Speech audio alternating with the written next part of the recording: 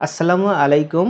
এখন আপনারা দেখতে পাবেন মদিনার পাশাপাশি ৪ টে মসজিদ। ৪ টা মসজিদের ৩ টে মসজিদের গম্বুজে অনেকগুলো পাখি বসে আছে কিন্তু একটির গম্বুজে কোনো পাখি বসে নেই।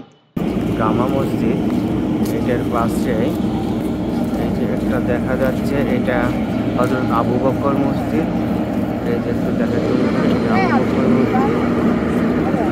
এটার পরে ওই সাইডে আছে ওই যে একটু মাথা দেখা যায়। ওই যে একটু উঁচু সাদা জায়গাতে ওটা হচ্ছে হযরত আলী মসজিদ।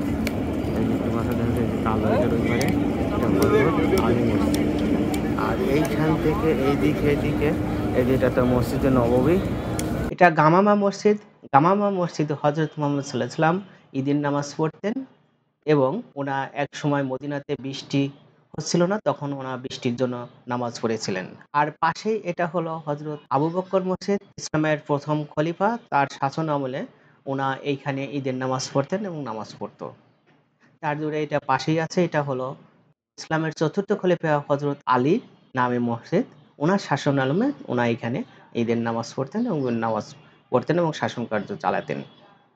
আর পাশে এটা মসজিদে নববী। আর এটা দেখছেন এই যে কবুতর যে বসে আছে, কবুতর অনেক আছে। এটা হলো মসজিদে নববী, যেটা ভিত্তিপ্রস্তর স্থাপন করেছিলেন আমাদের নবী হযরত মুহাম্মদ সাল্লাল্লাহু আলাইহি ওয়াসাল্লাম। আর এই যে সবুজ একটা গম্বুজ দেখছেন, এই গম্বুজের নিচে হলো আয়েশা রাদিয়াল্লাহু আনহার বাড়ি। এইখানে হযরত মুহাম্মদ সাল্লাল্লাহু আলাইহি ওয়াসাল্লামের রওজা মোবারক অবস্থিত।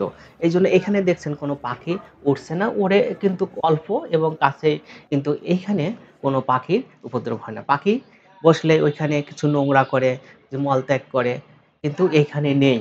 আজকে এই পর্যন্ত। আপনারা সবাই ভালো থাকুন। আল্লাহ হাফেজ।